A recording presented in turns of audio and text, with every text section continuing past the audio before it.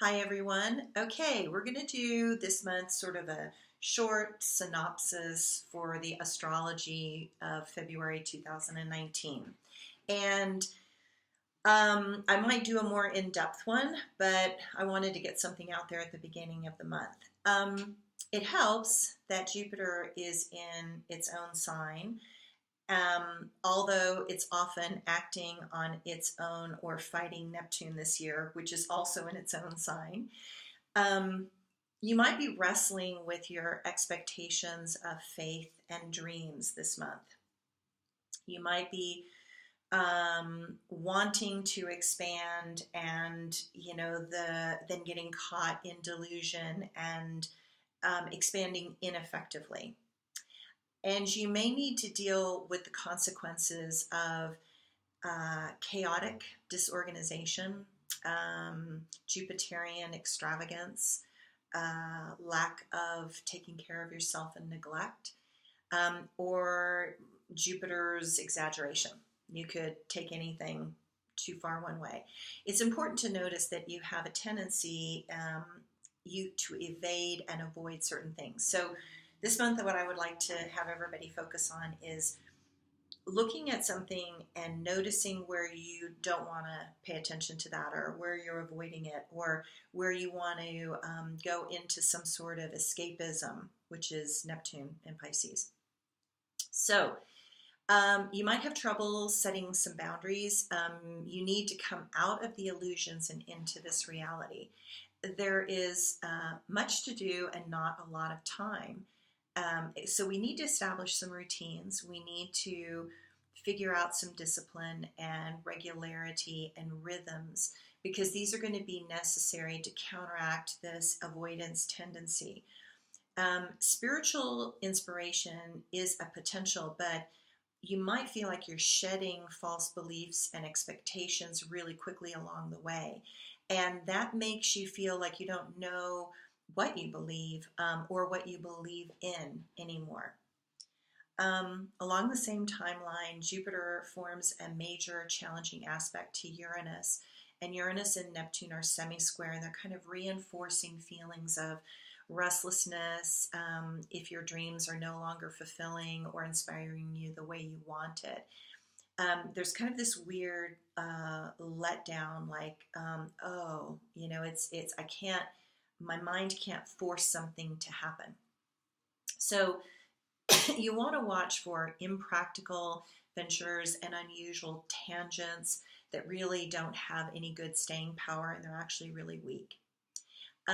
Saturn's concurrent transit of Capricorn this year will help us simplify, although it can also temper our enthusiasm. So it's kind of weird. We've got Saturn in its home place of Capricorn. We've got Neptune in its home place in Pisces. We've got Jupiter in its home place in Sagittarius, which is all really, really good news. I mean, how often do you have these three big planets all in alignment with their home energy, but they also kind of pull against each other? So what you believe, which is Jupiter, with what you dream of, which is Neptune, which is with what you practically can do, are just not going to agree. It's kind of like they're being pulled in three different directions. So Saturn being in Capricorn throughout this year and until 2020 is insular. It's narrowly focused. It is strict. It is stern. It's a time for checking in with yourself and looking at the structures of your life to see if you're following the rules and meeting your responsibilities for your family. So Tauruses, Virgos, Scorpios, and Pisces will feel like they're stabilized under this energy. Aries, Libra, Cancer are going to balk at what feels too restrictive. Capricorn gets a bit of both. Gemini, Leo, and Sagittarius don't understand this energy as well as others, and so they have to make all these weird adjustments. Leo and Sagittarius, however, are completely in tune with the Jupiter transit of Sagittarius until December.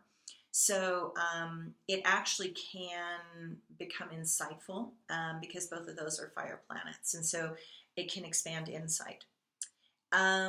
Now, Saturn is eventually going to meet up with Pluto in Capricorn, but that's not until 2020, though you're going to begin to feel it in November, late November 2019.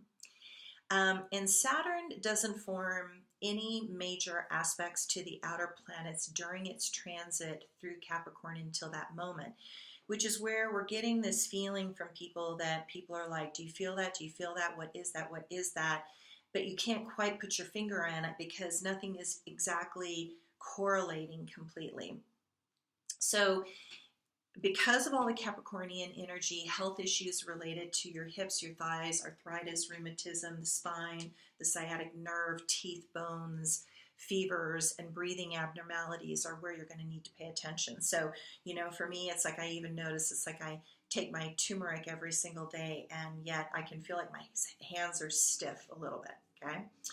So Uranus officially moves from Aries to Taurus on March 7th, and it completes its long journey through Aries that is going to be great for all of us. We're finally going to get past this.